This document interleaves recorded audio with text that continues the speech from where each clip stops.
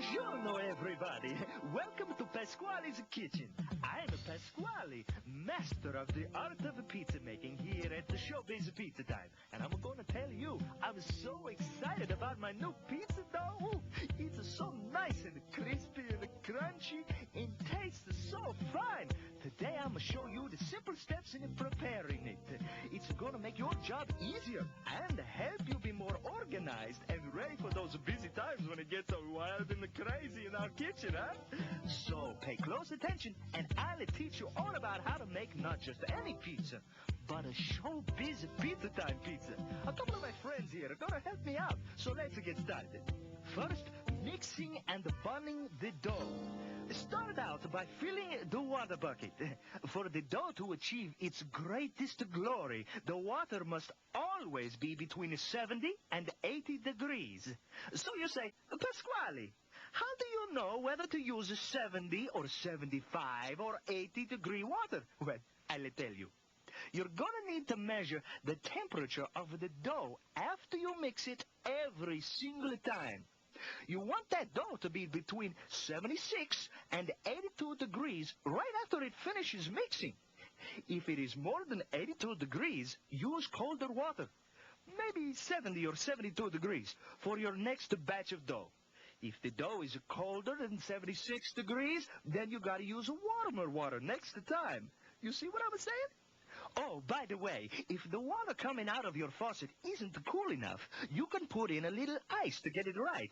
That's fine by me. Just make sure you let it melt completely and stir it up.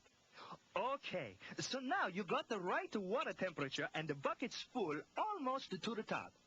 Put the bucket on the scale and weigh it. You're going to need 23.5 pounds of water for a 50-pound sack of dough mix. If you're using a 25-pound sack of dough mix, you're going to need only 11.75 pounds of water. Scoop out the extra water until you get to exactly the right weight. It's easier to put too much water in your bucket and have to take some out than to have to add more, because then you got to check your water temperature again, don't you? Now, pour the water into the bowl and add 1 bag of dough mix to the water.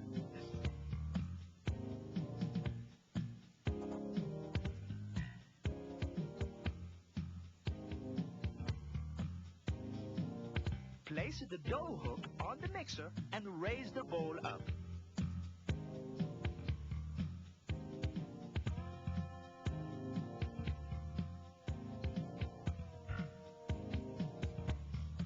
Set the mixer on a speed 1 and set the timer for 7 minutes. You're going to mix the dough on a speed 1 for the whole time.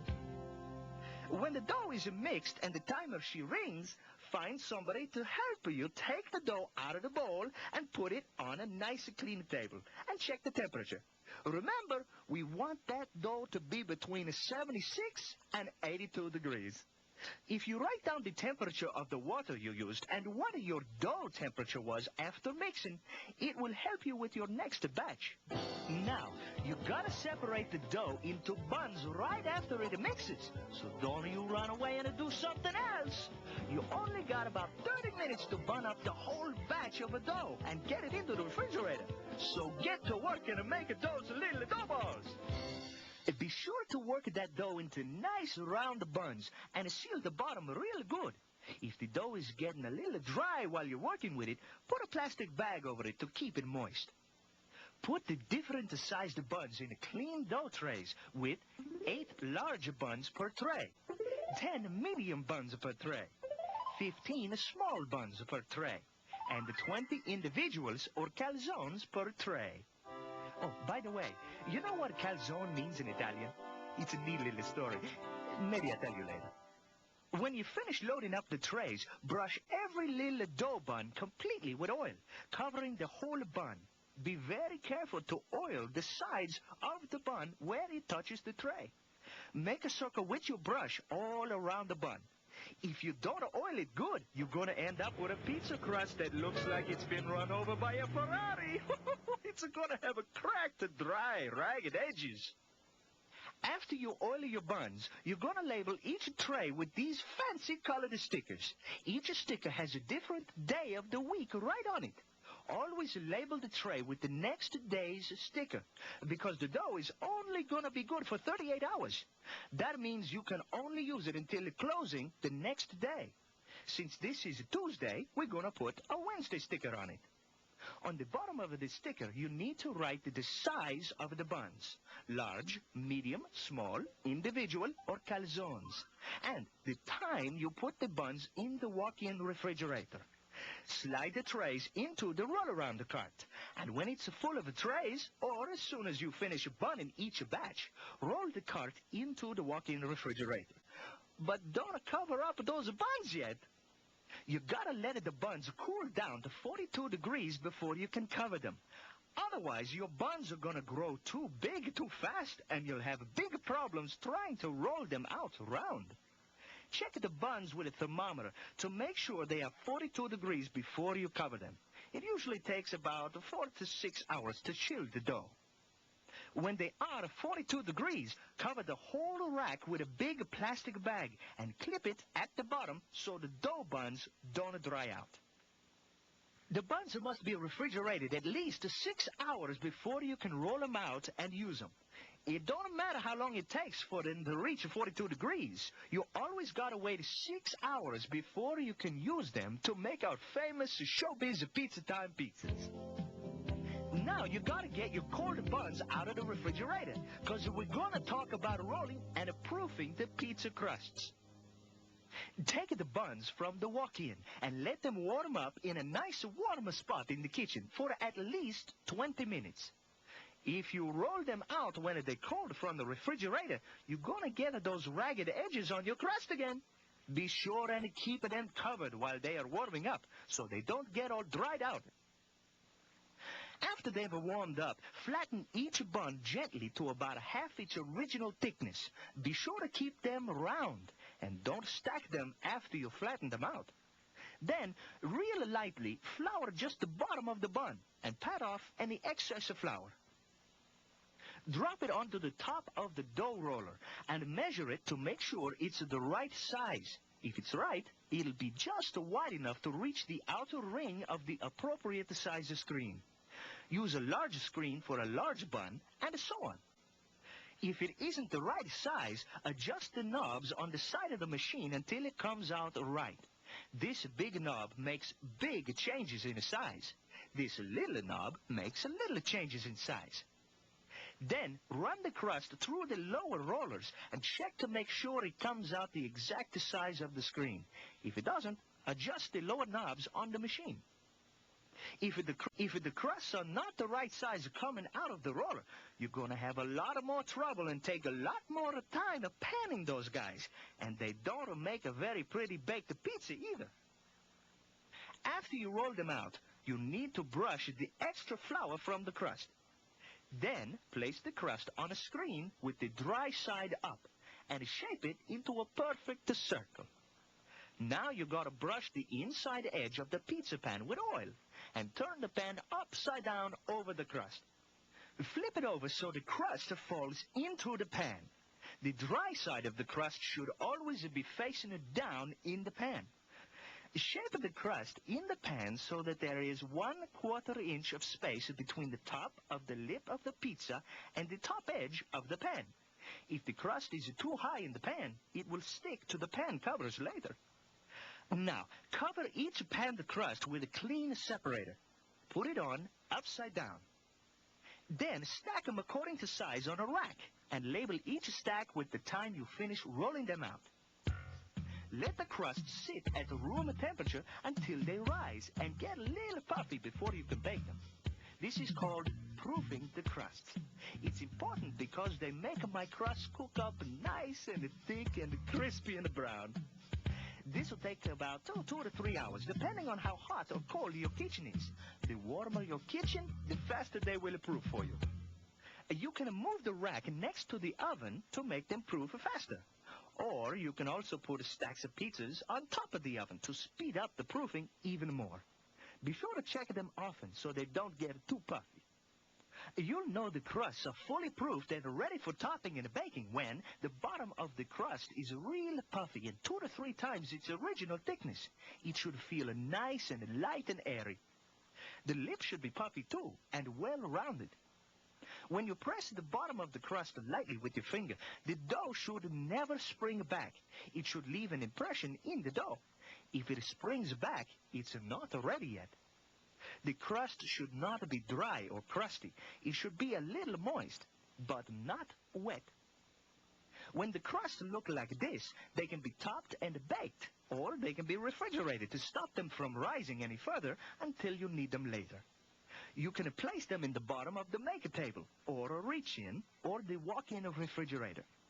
Be sure to label each stack of crusts with the time you put them in the refrigerator. The proofed crusts must be used within 8 hours, or else you gotta throw them away. Any rolled, proofed pizza crust left over at the end of the night gotta be thrown out too. They cannot be saved and used the next day. Now, last of all, we're gonna talk about how to top and bake a Showbiz Pizza Time pizza. If you put your proofed crust in the refrigerator, you gotta let them warm up some before you use them, at least 30 minutes. Otherwise, they're not gonna rise or get nice and brown in the oven. When they do warm up, top them with a heaping ladle of pizza sauce. Spread it real good so the whole crust is covered with my delicious sauce.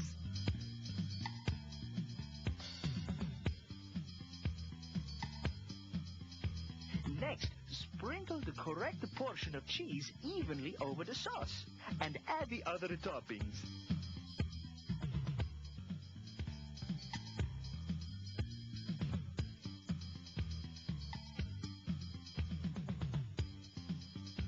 And don't center load that pizza. Center loading is putting too many of the toppings in the very center of the pizza.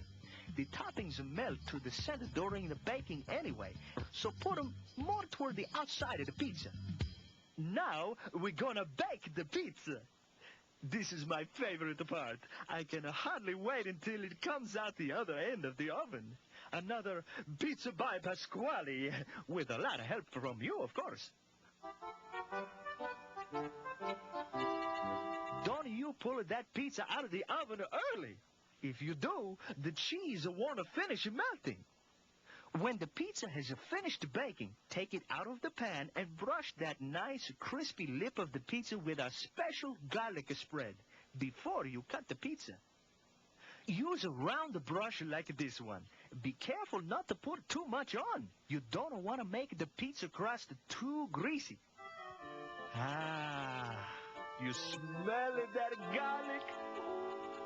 Now, check the pizza real close to make sure it has all the distinguishing characteristics of a top-quality pizza. The crust should be deep golden brown on the lip and the bottom. The lip of the crust should be puffy, well-rounded, and nice and thick all the way around the entire edge. The bottom and lip of the crust should be crisp and crunchy. You can tell when you cut it if you hear a crunch. The cheese on top should be totally melted and browned. And the lip of the crust should shine from that wonderful garlic spread that you, the pizza artiste, carefully brushed upon it. If you're proud of the pizza masterpiece, go ahead and cut it. Then slide it into a clean, dry serving tray. And never use a wet tray. It will make that delectable crispy crust soggy in a second. If the pizza don't look like this, a thing of beauty to behold, then make a new one. After all, we want nothing but the best served to our guests. Put the pizza under the heat lamps in the service window and yell out your pizza time. 80-minute pizza! Make sure the pizza is picked up and served to the guest within 15 seconds so it doesn't get all soggy and limp from sitting in the tray. After all, your reputation, as well as mine, is on the line. And that's all there is to it. Between us, you and me, we can make every Showbiz Pizza Time pizza a masterpiece for our customers. That's why they come to see us, and that's what they expect. As a pizza chef, you are representing the proud tradition of Pasqually, master of the art of pizza making. Each of you plays an important role in ensuring that our guests get the best pizza we can make. It takes a lot of teamwork and a lot of pride in a job well done. I'm glad to have you carrying on the proud Showbiz Pizza Time tradition. With our crust, that can only be described as fabuloso. Good luck. And remember, the proof is in the crust. Oh yeah, I was going to tell you about a calzone. Well, you see, he was a cousin of mine from Venice who started a chain of bowling alleys in Rome and... Oh, never mind. I'll tell you later. Keep up with the good pizzas. Ciao!